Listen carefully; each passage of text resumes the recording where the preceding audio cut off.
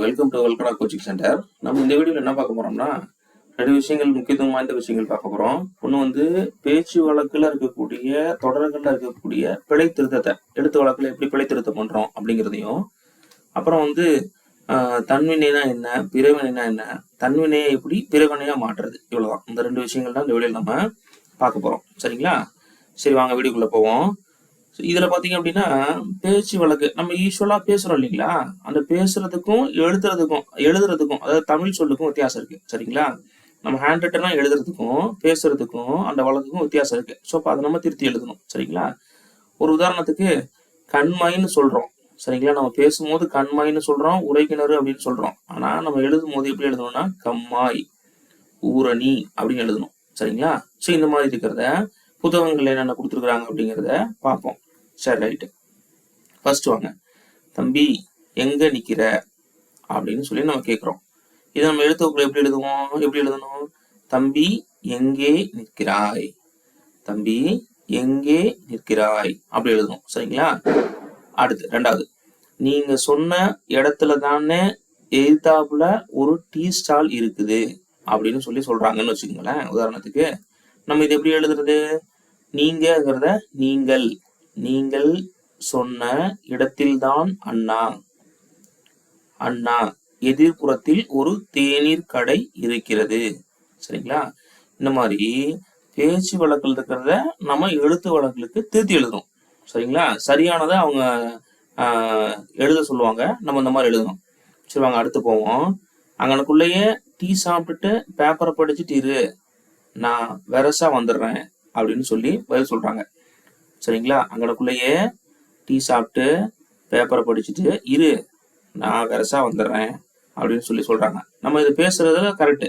எப்படி எழுத முடியும்? அங்கேயே தேநீர் சாப்பிட்டு விட்டு செய்தித்தாள் படித்து கொண்டிரு, அப்புறம் பேப்பர்னா செய்தல், படித்து கொண்டிரு, நான் விரைவாக வந்து விடுகிறேன். இதுதான் எழுத்து வழக்கு அப்படிங்கிறது. சரிங்களா? இதுதான் என்னங்குது எழுத்து வழக்குங்கிறது. ஸோ இந்த மாதிரி தான் நம்ம பார்க்கணும். ஸோ புத்தகத்தில் இருக்கக்கூடிய ஒரு சில வார்த்தைகள் எல்லாம் நம்ம கொடுத்துருக்குறோம், அப்படியே பார்ப்போம். சரிங்களா?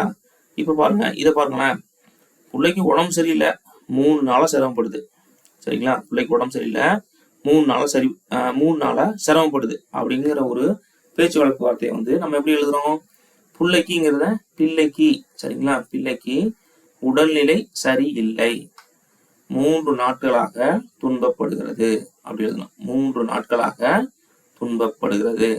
சரிங்களா? இந்த மாதிரிதான் நம்ம பேச்சு வழக்கு எழுத்து வழக்கு கொண்டு வரோம். சரிங்களா? இதெல்லாம் புக்ல இருக்கிறது.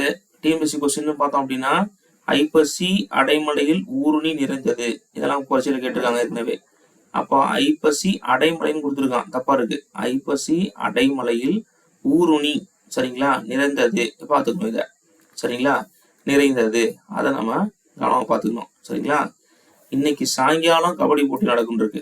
சரிங்களா? இன்னைக்கு அப்படிங்கிறத இன்றைக்குன்னு மாத்திக்கணும். சரிங்களா? மாலை வேலைன்னு கூட போட்டுக்கலாம். சாயங்காலம் இருக்கு, தப்பா இருக்கு.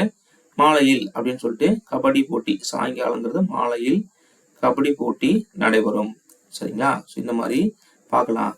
அப்புறம் பார்த்தீங்கன்னா, செத்த நாளி உட்காரு, இந்த வந்துடுறேன், இதெல்லாம் முக்கியமான வார்த்தை. சற்று நேரம் அமருங்கள், இதோ வந்து விடுகிறேன் அப்படின்னு தான் நம்ம எழுத்து வழக்கில் எழுதணும். சரிங்களா? ரொம்ப முக்கியம். அடுத்து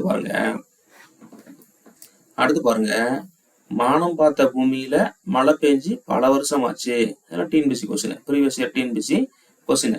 மானம் அப்படின்னா வானம், வானம் பார்த்த பூமியில் மழை பொழிந்து பல வருடங்கள் ஆயிற்று. எப்படி? வானம் பார்த்த பூமியில் மழை பொழிந்து பல வருடங்கள் ஆயிற்று அப்படி. சரிங்களா? அடுத்து, காத்தாடி விட்ட மாஞ்சா கவுரு கழுத்து அறுத்து பிடிச்சி அப்படின்னு சொல்றோம். அப்ப என்ன அர்த்தம்? பட்டம் விட்ட மாஞ்சா கயிறு கழுத்தை அறுத்தது அப்படின்னு சொல்லிட்டு நம்ம பேச்சு வழக்குல இருக்கிறத எழுத்து வழக்குல மாத்தி எழுதணும். சரிங்களா? ஸோ இதுல இருந்து ஒரு கொஸ்டின் நம்ம எதிர்பார்க்கலாம். சரிங்களா?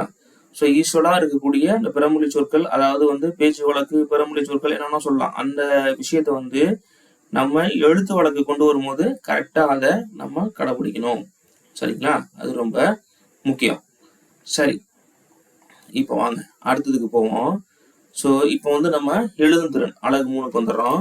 இதுல பாத்தீங்கன்னா ஃபர்ஸ்ட் இருக்கிறது தன்வினை பிறவினை. சரிங்களா? அதாவது தன்வினைனா என்ன, பிறவினைனா என்ன, செய்வினைனா என்ன, செயற்பாட்டு வினைனா என்ன, இதெல்லாம் கண்டுபிடிக்கணும் பிளஸ் கன்வெர்ட் பண்ணணும். அதாவது ஒரு வினையிலிருந்து இன்னொரு வினைக்கு மாற்றணும். அதுதான் இந்த எழுதும் திறன்ல இருக்கக்கூடிய விஷயம். சரிங்களா? இதுல இருந்து முக்கியமான வினாக்கள் வந்து நிறைய வினாக்கள் கேட்குறாங்க. சரிங்களா? தன்வினை வாக்கியத்தை தேர்ந்தெடு, தன்வினை வாக்கியத்திற்கு இணையான பிறவினை வாக்கியத்தை கண்டுபிடின்னு சொல்றாங்க. செய்வினை, செயற்பாட்டு வினை இதெல்லாம் சொல்றாங்க. சரி, அது இருக்கட்டும், பார்ப்போம். இப்ப தன்வினைனா என்ன அப்படின்னா அது பேர்லயே இருக்கு. ஒருவன் தானே செய்யும் செயலை உணர்த்துவத தன்வினை அப்படின்னு சொல்லிட்டு சொல்றோம். சரிங்களா?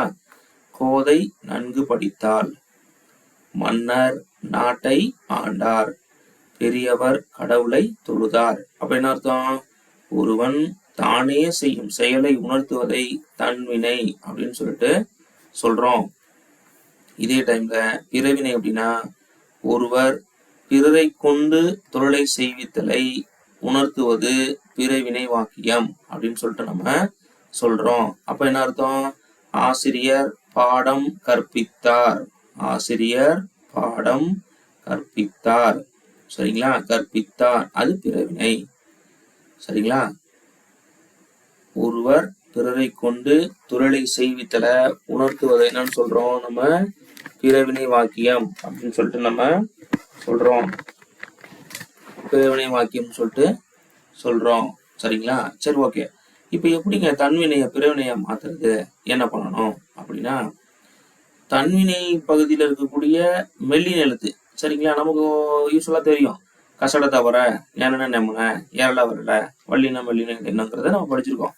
இதுல பாத்தீங்கன்னா ஒரு வார்த்தை திருந்தினான் அப்படின்னு ஒரு வார்த்தை இருக்கு. அந்த வார்த்தை தன்வினையா இருக்கு. இதை நான் பிறவினையா கன்வெர்ட் பண்ணணும் அப்படின்னா இந்த வார்த்தையில இருக்கக்கூடிய மெல்லினமை, மெல்லினமைனா ஞான ஞமன. அப்ப ஞான ஞமனங்க என்ன இருக்கு? திருந்தினான். அப்ப நான் இருக்கு. இது என்ன பண்ணணும் அப்படின்னா வள்ளினமையா மாத்தணும். அப்ப நாவ என்னவா மாத்தணும்? தாவா மாத்தணும். திருந்தினான்ங்கிறத திருத்தினான்னு மாத்தினீங்கன்னா அது பிறவினை. ஓகேங்களா? இது ஃபர்ஸ்ட் ரூல். இது பிறவினை. ரெண்டாவது பாத்தீங்க அப்படின்னா தன்வினை பகுதியில் உள்ள வள்ளினமை எழுத்த இரட்டிக்க வைக்கிறது. இப்ப பழகினான் அப்படின்னு வச்சுங்களேன். இப்ப கசட தவற வள்ளினமை இருக்கு இல்லையா? பழகினான்ங்கிற வார்த்தை வந்தது அப்படின்னா அந்த இடத்துல இரட்டி பாக்குனீங்க அப்படின்னா அந்த இடத்துல என்னவாகும்? பழகினான்ங்கிறது இந்த ஒற்றை இரட்டி பாக்குனீங்கன்னா அது பிறவினையா மாறிடும். அப்ப பழகினான்ங்கிறது பழகினான் அப்படின்னு சொல்லிட்டு மாறிடும். ஓகேங்களா? இது ரெண்டாவது ரூல். மூணாவது ரூலை பொறுத்த மட்டும் தன்வினை பகுதியில் இருக்கக்கூடிய குசுடு துகுரு அப்படிங்கிற விகுதிகள்ல விபி இந்த விதியை சேர்த்தோம் அப்படின்னா குசுடு துகுரு விபி இதை சேர்த்தோம் அப்படின்னா மாறிடும். ஒரு உதாரணத்துக்கு செய்தான் இருக்குன்னா செய்தான் இருக்கு அப்படின்னா இந்த இடத்துல செய்வித்தான் அந்த வியை சேர்த்த அப்படின்னா அது பிறவினையா மாறிடும். சரிங்களா? பிறவினையா மாறிடும். புரியுதுங்களா? இந்த மாதிரி ஒரு சில வார்த்தைகள்லாம் இருக்கு, நம்ம இங்க கொடுத்துருக்கோம். இப்போ அந்த வார்த்தைகளை பொறுத்தவரையிலும் அகல்னா அகற்று, அமைவான்னா அமர்த்துவான், ஏறுனா ஏற்று, ஒற்று இரட்டிப்பா வருது, ஒற்று இரட்டிப்பா வருது. சரிங்களா? ஒற்று இரட்டிப்பா வருது. செய் அப்படின்னா செய்வி, இங்க பாருங்க வி வருது. உன் அப்படின்னா உண்பி. சரிங்களா? பெருகுனா பெருக்கு, ஒற்று இரட்டிப்பா வருது. வாடு வாட்டு இரட்டிப்பா வருது. மடங்கு மடக்கு, கடை கட்டு ஒற்று இரட்டிப்பா வருது. இங்க பாருங்க படித்தால் இத்திருக்கு, அப்ப பீனு மாத்திரம் படிப்பித்தால். போனான் அப்ப போக்கினான் ஒற்று இரட்டிப்பா வருது. உருண்டான் உருண்டான் அப்படின்னா உருட்டினான். இந்த மாதிரிதான் வார்த்தைகள் இருக்கும். சரிங்க, இப்ப ஓர் எழுத்து இருக்கு, போன்னு ஒரு எழுத்து இருக்கு, நான் என்ன பண்ணுவேன் அப்படின்னா அந்த இடத்துல போக்கு, போன்னா போறதை பத்தி சொல்றது. அப்ப போக்குங்கிற ஒற்று இரட்டிப்பாவும் போக்குங்கிறது. பாய்னா பாய்ச்சி. சரிங்களா? உருன்னா உருட்டு. சரிங்களா? எழுனா எழுப்பு, பயிற்றுனா பயிற்று. இந்த மாதிரி இந்த 3 விஷயங்களை இப்ப நடன்னு இருக்கு, நடன்னு ஒரு வார்த்தை இருக்கு, அதை நடத்து ஒற்று இரட்டிப்பா வருது, நடத்து. சரிங்களா? ஸோ இந்த மாதிரி இருக்கிறது தான் வந்து தன்வினை வாக்கியங்களை பிறவினையா மாத்துறது. நீங்க என்ன தெரிஞ்சுக்கணும் அப்படின்னா தன்வினை அப்படின்னா தானே செய்யும் தொழிலை உணர்த்துறது தன்வினை. பிறவினைனா ஒருவரை அதாவது பிறரை கொண்டு செய்யறது, தொழிலை செய்யறது வந்து செய்வத்துல வந்து பிறவினைன்னு சொல்றோம். அப்ப இதை கன்வெர்ட் பண்றப்ப 3 ரூல் தான். ஒண்ணு என்ன அப்படின்னா தன்வினை வார்த்தையில இருக்கக்கூடிய அந்த மெல்லினமைய வள்ளினமையா மாத்தணும். ரெண்டாவது பார்த்தீங்கன்னா தன்வினை பகுதியில் இருக்கக்கூடிய வல்லினமைகளை ரட்டிக்க வைக்கிறது. மூணாவது பார்த்தீங்கன்னா தன்வினை பகுதியோட இந்த விகுதிகள், அதாவது குசுடு துப்புரு ஈபிங்கிற விதிகளை சேர்க்கறது மூலியமா அதை என்ன பண்ணலாம் அப்படின்னா பிறவினையா கன்வெர்ட் பண்ண முடியும். அதுதான் இந்த இடத்துல கொடுத்துருக்கோம். சரிங்களா? ஸோ இது ரொம்ப ரொம்ப ரொம்ப முக்கியம். ஓகேங்களா? இந்த வீடியோ பிடிச்சிருந்தா லைக் பண்ணுங்க, மற்றவங்களுக்கு ஷேர் பண்ணுங்க. நன்றி.